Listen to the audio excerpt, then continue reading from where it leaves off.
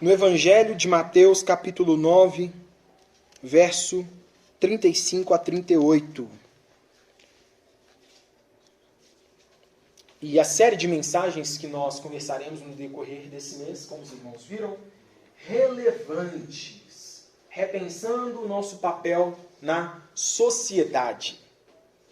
E o tema da mensagem dentro desse, o subtópico, o subtema dessa grande temática, que eu quero conversar com vocês hoje especificamente é uma igreja relevante para a sua comunidade. Então hoje eu quero tratar e refletir com vocês sobre uma maneira que nós podemos encontrar nos gestos, nas ações, na maneira de Jesus agir, como nós podemos agir na nossa comunidade para sermos uma igreja relevante no nosso meio. Visto que cada vez mais nós temos visto igrejas tão preocupadas com coisas tão supérfluas, focadas em tantas outras coisas, quando o essencial elas não focam, né? E Jesus ele vai traçar aqui, pelo menos que eu consigo identificar, 3 pontos interessantes pelos quais pode nos tornar uma igreja relevante. E uma igreja relevante não é uma igreja que olha apenas para dentro de si, onde os irmãos que fazem parte dessa pequena comunidade de fé vivem em comunhão, em reciprocidade e em amor. Mas, quando nós pensamos nessa unidade e nessa relevância, é uma igreja que não se restringe nessa realidade singular, que é as 4 paredes, mas que ultrapassa essa realidade. E o que nós conversaremos aqui são coisas que, por mais que pareçam óbvias, muitas das vezes passa despercebido por nós. Assim vai dizer a palavra do nosso Deus. Evangelho de Mateus, capítulo 9, versos 35 a 38. Jesus ia passando por todas as cidades e povoados, ensinando nas sinagogas, pregando as boas novas do reino e curando todas as enfermidades e doenças. Ao ver as multidões, teve compaixão delas, porque estavam aflitas e desamparadas, como ovelhas sem pastor. Então disse aos seus discípulos: a colheita é grande, mas os trabalhadores são poucos. Peçam, pois, ao Senhor da colheita que envie trabalhadores para a sua colheita. Amém, meus irmãos? Senhor, essa é a sua palavra. Nós oramos ao Senhor nesse momento, clamando a Ti, pedindo que, através do Teu Santo Espírito, fale aos nossos corações, trazendo-nos discernimento, sabedoria, e que o Teu Santo Espírito possa aplicar essa palavra nas nossas vidas, no nome de Jesus. Amém. Amém, meus irmãos? Como nós percebemos no decorrer dessa jornada cristã,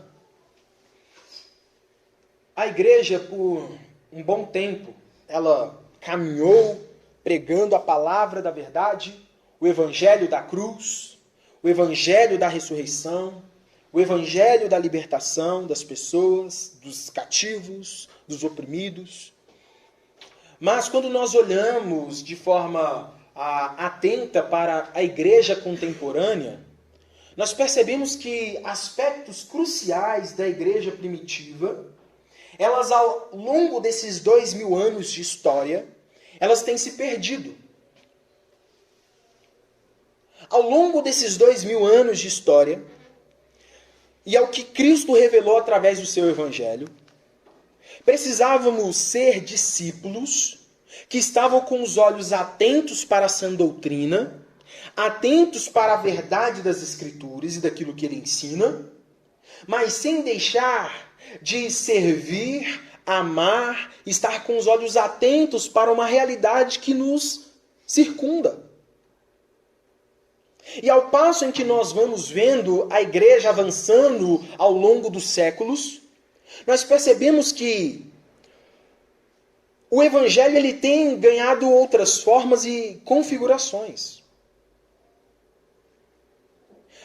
Alguns pregadores estão trazendo para os seus púlpitos aquilo que não é necessário para que gere e transforme Discípulos que são a imagem de Jesus, mas que são a imagem dos seus sonhos, a imagem dos seus desejos, a imagem das suas ambições. E diante disso, nós vamos percebendo que, ao longo dos anos, fomos fomentando discípulos e uma igreja consumista, consumidora, que torna o Evangelho de Jesus um meio para que elas alcancem seus objetivos, sonhos, desejos, etc, etc, etc. E diante disso, começamos a tratar Jesus como um dispenseiro dos nossos sonhos, dos nossos objetivos, e começamos a determinar para ele o que nós queremos para a nossa vida.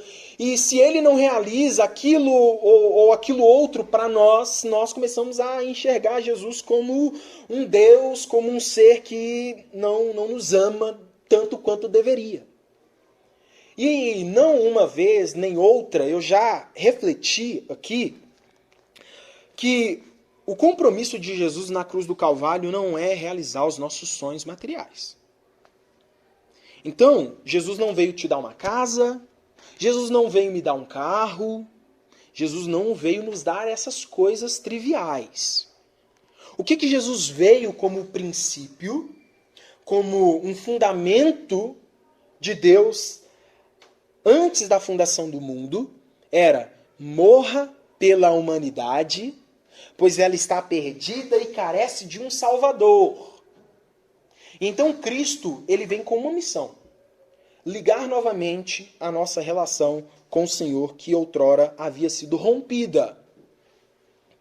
E por se configurar esses evangelhos que as pessoas vão proclamando por aí ao longo dessa igreja, que ao longo desses 2000 anos se perde, nos perdemos uns dos outros. Porque, meu irmão, entenda, onde não há o verdadeiro evangelho, não há espaço para relações verdadeiras pautadas no verdadeiro evangelho. Onde o laço que nos une através do elo do evangelho é quebrado, onde nós pensamos que o evangelho ele serve para tantas outras coisas a não ser para uma única finalidade, que é nos ligar ao Pai, que ele nos liga novamente uns aos outros, nos perdemos. Porque aí configuramos um evangelho que faz com que nós nos tornemos o contrário daquilo que Cristo espera que sejamos. Generosos, compassivos, amáveis.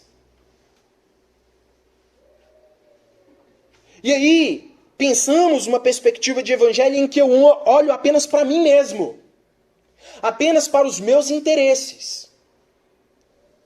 E o apóstolo Paulo, ao longo de suas cartas, ele sempre vai tocar na tecla para os discípulos aos quais ele passou ao longo das igrejas que ele pastoreava, é que eles precisavam preocupar com as necessidades uns dos outros.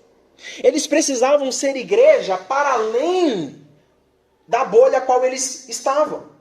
E ir ao encontro dos necessitados, daqueles que precisavam, e transmitir a eles a luz. E é exatamente isso que o Evangelho de Jesus e a palavra dele vai nos transmitir de forma muito clara, que nós observamos nessa palavra, é Jesus chamando os seus discípulos, chamando eles para uma atenção, para uma realidade que estava à sua volta. Jesus prega para as multidões, ele cura os paralíticos, ele cura os cegos, ele liberta os endemoniados, ele traz dignidade para os pobres, e ao passo em que ele faz todas essas coisas no contexto do capítulo 9, antes do verso 35, Jesus ele começa a mostrar uma habilidade que ele tinha, e isso provavelmente é a habilidade de um ser divino. E ele começa a ver em volta da sua realidade que algo estava errado. Alguma coisa estava acontecendo com aquele povo. E diante disso, ele nos convoca para sermos discípulos, que além de servirmos a Ele em nossa comunidade, pregando o Evangelho, precisamos ter olhos mais atentos à nossa volta. Muito obrigado. E o que relata para nós, meus irmãos, e o que nós vemos muito, são igrejas que estão com as suas atividades em dia, estão com a sua agenda a todo vapor, mas ignoram uma realidade triste que está à sua volta, porque estão ocupadas demais com a bolha a qual elas fazem parte. E o que eu quero levá-los à reflexão nessa noite é que para sermos uma igreja relevante, nós precisamos olhar para fora de nós mesmos. Para sermos uma igreja que realmente avança no reino de Deus, precisamos quebrar as barreiras do egoísmo que nos cerca e olhar para nós mesmos. Mas está aí um problema. A mensagem que eu trago não é uma mensagem popular, não é uma mensagem que vende, não é uma mensagem que todo mundo compra. Porque se talvez eu estivesse pregando aqui uma mensagem de que venha para Jesus e o seu carro está garantido, venha para Jesus que a a chave do seu apartamento vai estar liberada, venha para Jesus que os seus problemas acabaram, provavelmente nós estaríamos com os bancos cheios aqui nessa noite. Mas o evangelho a qual eu acredito não é um evangelho que agrada o gosto da maioria. E o evangelho de Jesus, por mais que ele ferisse as pessoas, ele não tinha compromisso em agradar as pessoas, mas ele tinha um compromisso consigo mesmo. Libertar as pessoas das suas prisões. E com isso nós vemos, analisando esse texto, essa perícope, vemos que Jesus ele traça 3 características interessantes. E a primeira delas é que para sermos uma igreja relevante, observando Jesus, nós precisamos entender que precisamos pregar a boa nova do reino de Deus. Não tem como ser igreja se não há evangelho. Não há como ser igreja se não há unidade. Não há como ser igreja se Jesus não é o centro. E então Jesus, no verso 35, ele vai dizer, olha só, o Mateus aí vai narrar, Jesus ia passando por todas as cidades e povoados, ensinando nas sinagogas, pregando as boas novas do reino e curando todas as enfermidades e doenças. E aí, gente, por mais que pareça óbvio, e por mais que pareça chover no molhado, que uma igreja deve pregar o evangelho, que uma igreja precisa se atentar com a palavra do evangelho e a pregação do reino, infelizmente, isso eu digo com pesar e tristeza, infelizmente isso não é muito óbvio assim. Parece ser, mas não é. Principalmente no mundo atual, como já havia dito, em que nós vivemos, nós vemos cada vez mais a pregação do Evangelho de Cristo ganhando outras formas. Cada vez mais o Evangelho de Jesus tem sido ofuscado. Cada vez mais a pregação do Evangelho, a mensagem verdadeira da palavra de Deus, tem dado lugar a outros tipos de mensagens. Não se prega mais sobre o perdão de pecados. Não se prega mais sobre a graça de Deus. Não se prega mais sobre a cruz de Cristo e o seu poder eficaz na vida daquele que crê. Não se prega mais sobre a nossa luta contra o pecado que nos escraviza, nos aprisiona. E nos faz viver vidas, muitas das vezes, que acaba com a vida do nosso próximo. E esse próximo, muitas das vezes, é o nosso marido, é a nossa esposa, é o nosso irmão, é o nosso filho. Quantas vezes, irmãos, quantos lares eu já vi destruídos por conta de pecados de estimação? Quantas famílias foram quebradas por conta de pecados não confessos? E hoje nós vivemos numa sociedade que não está interessada em pregar sobre isso. Não se prega mais sobre essas coisas. Hoje eles estão preocupados, meus irmãos. Hoje o mundo a qual nós vivemos. Pregações que revelam a qualidade que há no púlpito hoje. Hoje nós vemos uma maldição chamada Evangelho da Prosperidade. Gente, isso é uma falácia a respeito do Evangelho de Cristo. Hoje nós vemos agora o Evangelho coach. O Evangelho onde nos convida a acumular. E eu olho para mim, e para mim, e para mim. E na minha vida não é desenvolvido a generosidade, a simplicidade, o amor. Porque eu estou tão focado em meus projetos, em meus sonhos, que eu não olho os projetos e os planos de Deus para a minha vida. E uma coisa que eu aprendi, meu irmão, é que o Senhor é maior do que os nossos sonhos. Ele é maior do que os nossos desejos. Ele é maior do que nós possamos almejar. Ele é maior do que tudo isso. E às vezes nós buscamos tão pouco. Estamos na casa do Senhor em busca de tantas pequenas bênçãos. O fim da nossa busca em Cristo não é Ele, mas são coisas. E nós usamos Jesus e o seu Evangelho como meio para chegarmos nos nossos sonhos. E não é por aí, meus irmãos. Não é dessa maneira a qual nós precisamos agir.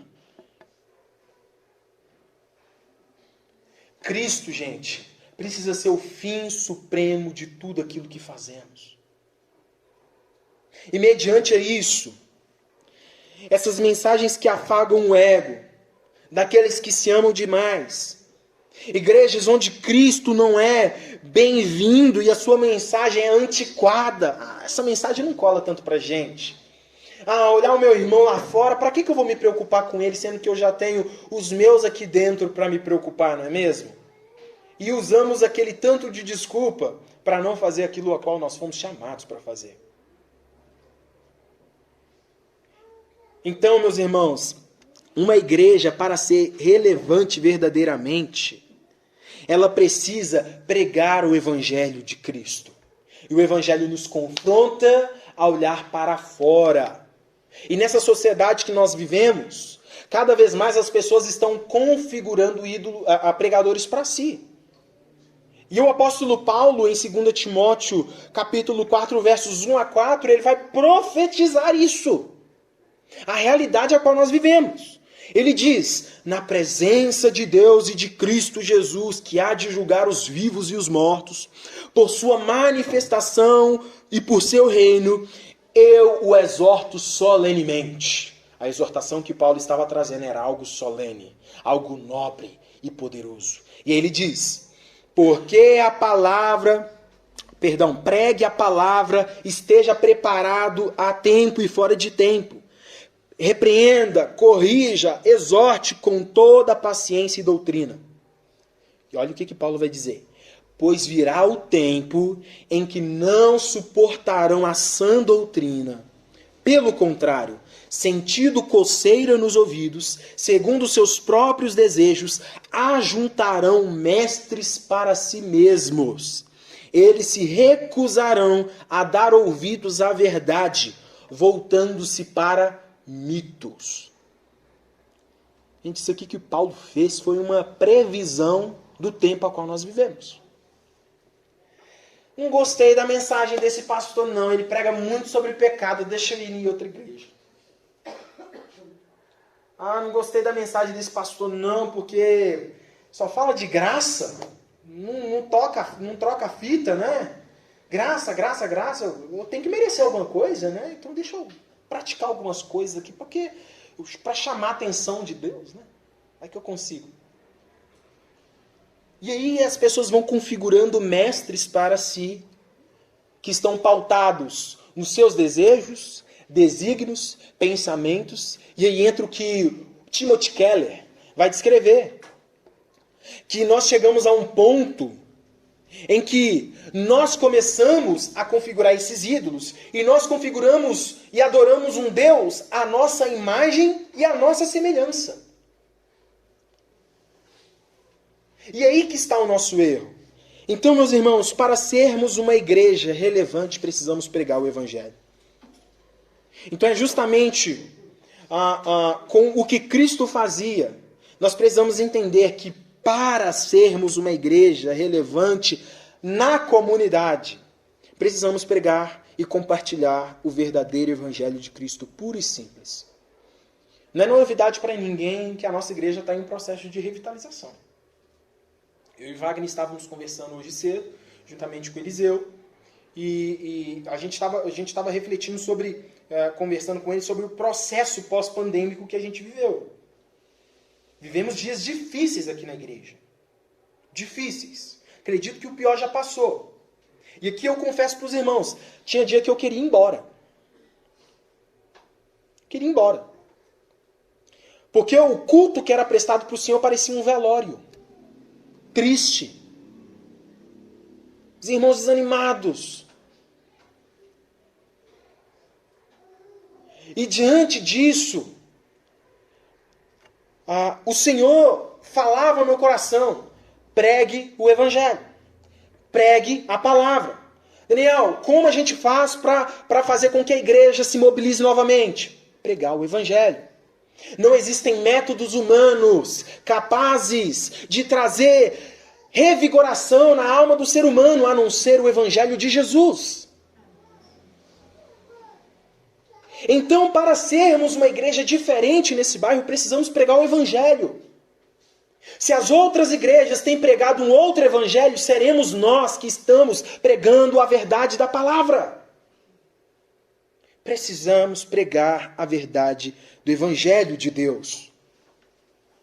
Pois ele, assim como o apóstolo Paulo vai dizer, é a salvação de todo aquele que nele crê. Primeiro do judeu e depois do grego.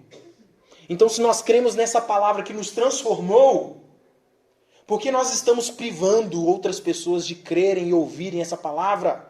O próprio apóstolo Paulo diz: como ouvirão se não há quem pregue? Então, para sermos relevantes, irmãos, precisamos pregar o Evangelho da palavra de Deus.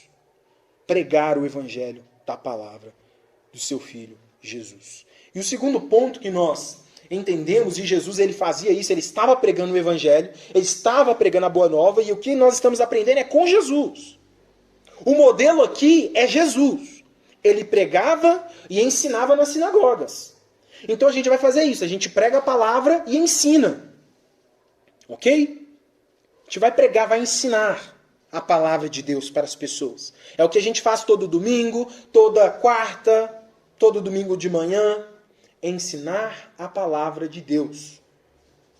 E é isso que a gente tem que fazer com os outros. Mas essa pregação do Evangelho, esse momento que nós temos em comunidade, não pode ofuscar os nossos olhos. Precisamos estar, sim, no nosso campo, nos preparando, sem deixar de olhar à nossa volta. Porque ou entramos num extremo ou no outro. Há igrejas que entram no extremo em que a igreja parece mais um clube, uma ONG. Tem um tanto de atividade social, mas a palavra não é pregada. Quanto também o contrário é verdadeiro. É palavra, o povo está aqui quase que numa faculdade e acha que estão fazendo a vontade de Deus só estando sentados na cadeira, enquanto a gente tem do outro lado da rua pessoas passando por necessidades. E aí Jesus vai chamar os seus discípulos essa atenção. Olha só o que o verso 36 Jesus vai reparar, e eu quero que nós aprendamos com a sensibilidade de Jesus, gente. Enquanto ele pregava, e curava os enfermos, olha o que ele repara. Ao ver as multidões, teve compaixão delas, porque estavam aflitas e desamparadas como ovelhas sem pastor. Irmãos, qual foi a última vez que você parou para reparar ao seu redor? Como anda a sua sensibilidade para reparar o seu entorno? Porque às vezes eu confesso que a nossa vida corrida, estamos tão atarefados que não nos atentamos que estamos às vezes com pessoas aflitas, necessitadas, tristes, ansiosas, desamparadas. Porque a gente está tão envolto no nosso mundinho que nos esquecemos do nosso próximo. Então, amados, o que podemos analisar então no Evangelho, de forma muito clara e evidente na palavra de Jesus, é o amor dele, sua misericórdia e compaixão que ele tinha pelas pessoas. O texto nos mostra que Jesus, ao passo em que ele pregava para as pessoas, o passo em que ele curava as pessoas, diz que ele via as multidões, ele observava as pessoas. Então, diante dessa realidade, eu posso imaginar Jesus ele fazendo e acontecendo, e ao passo em que ele recebia uma pessoa, ele olhava na fila, ele entrava no âmago daquela pessoa, ele enxergava as necessidades delas. Jesus estava tão atento que ao passo em que ele curava um aqui, ele já estava vendo. Olha como o coração dessa pessoa está despedaçado. Olha o quanto essa pessoa ela está carente. Olha o quanto essa pessoa precisa de mim. E quando ele atendia essa pessoa, ele enxergava outra. E ele tinha olhos que conseguiam enxergar o que ninguém conseguia enxergar. E é isso que eu fico perplexo com a pessoa de Jesus. Porque da mesma maneira a qual ele olhava o ser humano, mais do que uma capa e um pedaço de carne, ele enxergava a história das pessoas, as necessidades das pessoas. E esse mesmo olhar a qual ele olhava as multidões, é o mesmo olhar penetrante a qual ele mira em Zaqueu. Um ladrão, um déspota, um traidor da nação, um vendido. E aí esse vendido já não estava encontrando razão na sua vida, porque ele era tão pobre, tão pobre, tão pobre que só tinha dinheiro. E aí ele começou a ver que não tinha razão na sua vida. E aí ele ouviu falar de um Jesus de Nazaré que estava passando por sua cidade, e ele era pequenininho. E aí ele não conseguia ver, a multidão já não deixava ele chegar em Jesus, porque ele, afinal de contas, era um pecador. E um pecador não pode chegar até Cristo, né? Porque ele é santo, e esse pecador imundo tem que andar longe de quem é santo. E então ele, de forma ousada, ele sai, quebra as correntes e as suas dificuldades de barreiras, e ele sobe e avista uma figueira brava, sobe nessa figueira que provavelmente ele se machucou ao subir nessa figueira, e ali ele avista. Então esse é o Jesus. É esse ao qual eles estão falando. E aí, gente, narra Lucas, Jesus no meio daquela multidão, ele mira a figueira e já olha no olho de Zaqueu. E eu tento imaginar o olhar penetrante de Cristo que tinha o poder de converter e convencer a pessoa em um só olhar. É aquele olhar que desconcerta, que nos desmonta. E aquele olhar penetrante viu no coração de Zaqueu um grito por sentido, um grito por misericórdia, um grito por acolhimento. E então, Jesus vai à sua casa, come com ele. Provavelmente Pedro não gostou nem um pouco dessa ideia, mas ele teve que engolir a pessoa de Zaqueu. E ali naquela conversa, Jesus entra na mente de Zaqueu. E Zaqueu é completamente transformado. Porque Cristo viu além do que os olhos humanos podem ver. E da mesma maneira como Davi foi chamado para ser rei, aquele miudinho, aquele menininho que ninguém dava nada. Davi? É por esse motivo que Davi era segundo o coração de Deus. Não é porque ele era bonzinho. Não é porque Davi fazia as coisas de acordo com a vontade de Deus, meu irmão. Tem muita gente que interpreta essa passagem errada. Davi era segundo o coração de Deus, não porque ele era um homem que obedecia a Deus, mas porque o olho de Deus olha não conforme o olho do homem vê, mas conforme a sua vontade. E então ele chama Davi para essa nobre missão de ser rei de Israel, apesar dos seus erros, apesar das suas várias vacilações. E esse olho que viu Davi, Zaqueu, Pedro, eu, você, estava olhando as multidões, desamparadas. Desamparadas.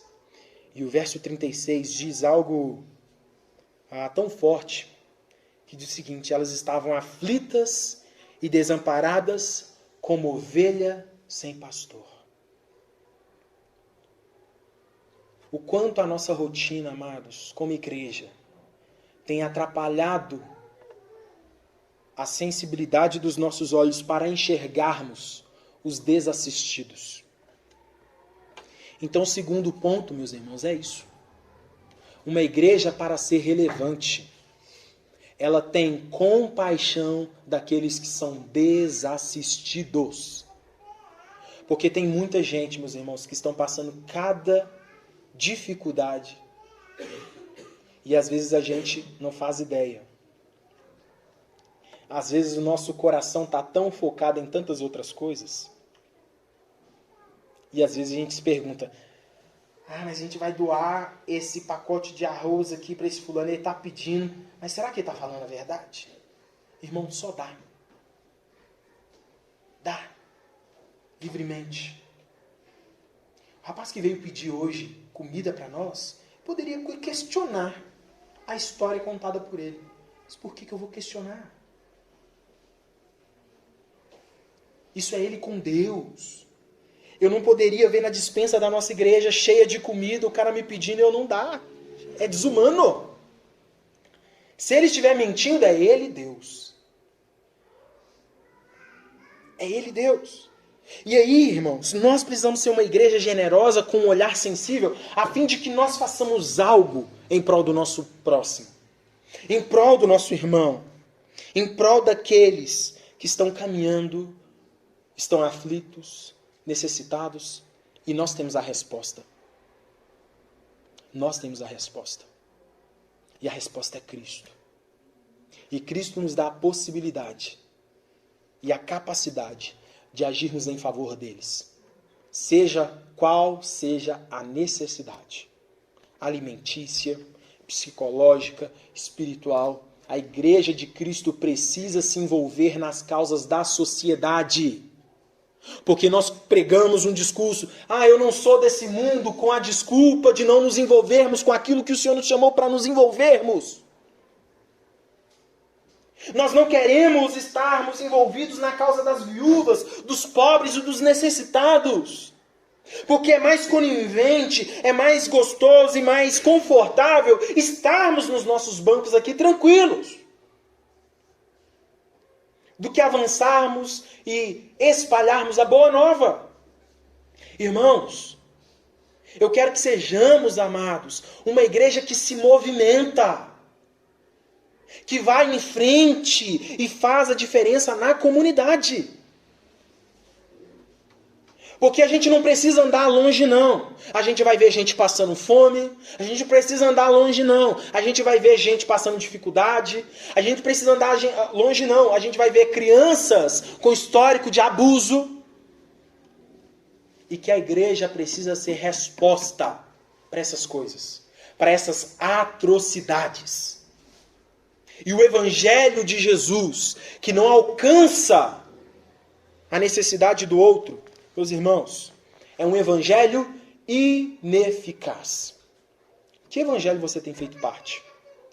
Qual tem sido o tipo da teologia que nós temos fomentado aqui na igreja? Uma teologia que faz a gente pensar só no clubinho? Ou uma teologia que nos movimenta em direção do nosso próximo? Precisamos ser essa igreja que, ao passo em que nós nos aproximamos do eterno, a nossa relação vertical com Ele será a causa da nossa relação horizontal com o nosso próximo. E talvez, meu irmão, não temos a sensibilidade de olhar ao nosso entorno, porque tem faltado relacionamento vertical. Tem faltado relacionamento com aquele que tudo pode, tudo vê e tudo faz. E por fim, nosso terceiro ponto para sermos uma igreja relevante. Jesus, ele reconhece o trabalho que tinha a se fazer. Olha o ponto 3. Jesus, então, ele reconhece o trabalho a ser feito e fica parado. Não. Jesus vê a sua volta. E olha só o que o verso 35, 37 e 38 vai dizer. Então, disse aos seus discípulos: a colheita é grande, mas os trabalhadores são poucos. Peçam, pois, ao Senhor da colheita que envie trabalhadores para a sua colheita. Como discípulos, para sermos uma igreja relevante, precisamos reconhecer que há muito trabalho. O primeiro passo começa aí. Há colheita demais para fazer. Os campos estão brancos. Tem muita coisa para a gente fazer. Então, o primeiro passo, reconhecemos que há muito trabalho a fazer. E o segundo passo, tá bom, tem muito trabalho a fazer, glória a Deus, vamos desenvolver aqui, vamos fazer os nossos trabalhos aqui. Não. Age de acordo com a demanda. E de acordo com essa demanda, Jesus convoca os seus discípulos. Orem. E orar é uma ação.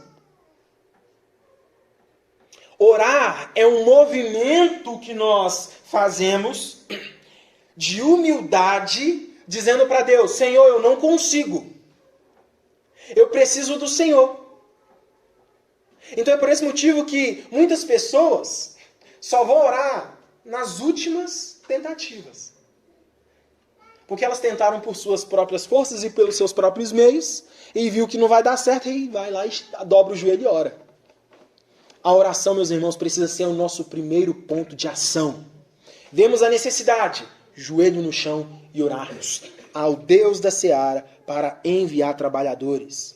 Jesus percebe a multidão aflita, como ovelhas sem pastor. Vê que há muito trabalho a ser feito pela frente. E por isso ele orienta os seus discípulos: dobrem os seus joelhos no chão e clamem ao Senhor. Mande, Senhor, mais trabalhadores. E eu oro. E as nossas orações têm sido ouvidas. Porque antes não tinha tanto trabalhador assim aqui na seara da Vila Pinho. E o Senhor tem começado a mandar. E eu falo, meus irmãos, os irmãos que têm chegado na nossa comunidade são respostas de oração. Respostas de oração.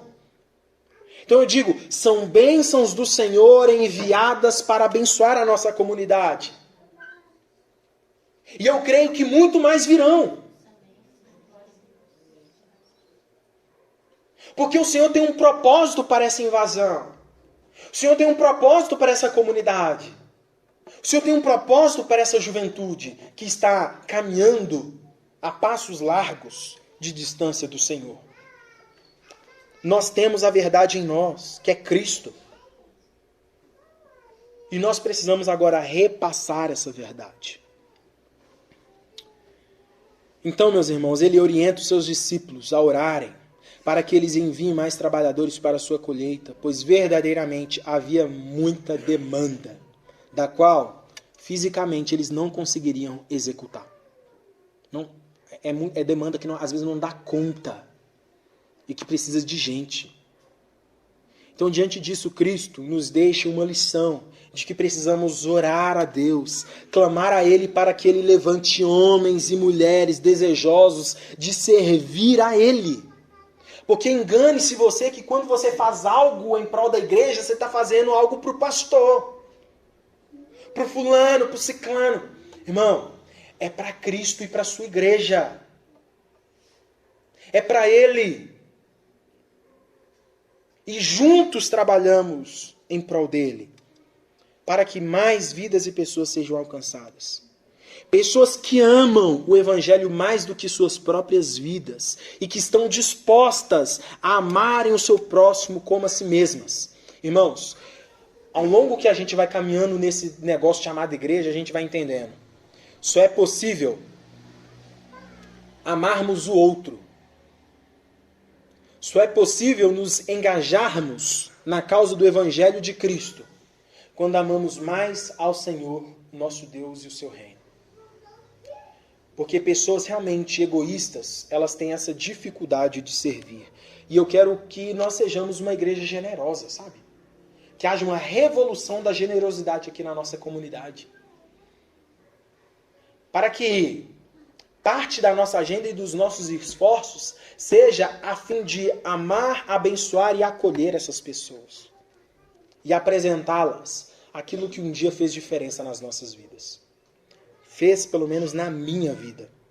O Evangelho que é capaz de transformar e mudar e moldar a existência humana.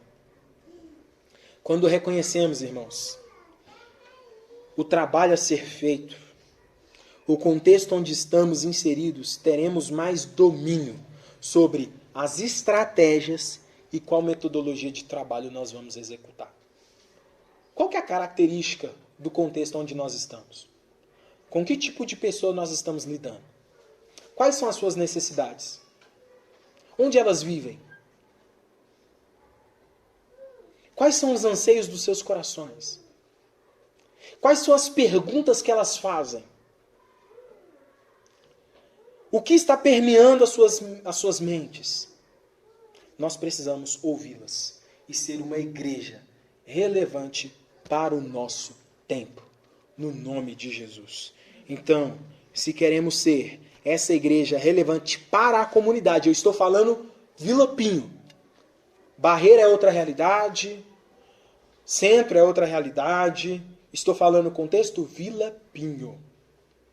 Para sermos uma igreja relevante, aprendemos com Cristo. Precisamos pregar o Evangelho, isso é inegociável. Pregue a palavra em tempo e fora de tempo, com a sã doutrina. Mas essa sã doutrina, ela precisa ser acompanhada pela compaixão pelos desassistidos. A fé sem obras, irmãos, só para orientação dos irmãos, é morta. O texto que nós abrimos o culto hoje foi: nós somos a luz do mundo que ilumina o mundo, e quando o mundo nos vê, eles veem as nossas boas obras. Então nós precisamos ver os desassistidos que estão à nossa volta, e são muitos que estão sofrendo. E por fim, precisamos reconhecer o trabalho que há para ser feito e agir, primeiramente colocando os nossos joelhos no chão, clamando ao Senhor para que envie mais trabalhadores, para que possamos impactar essa comunidade com o amor de Jesus. Que Deus em Cristo nos abençoe, que Ele nos capacite para a sua maravilhosa e boa obra, no nome de Jesus. Amém, meus irmãos?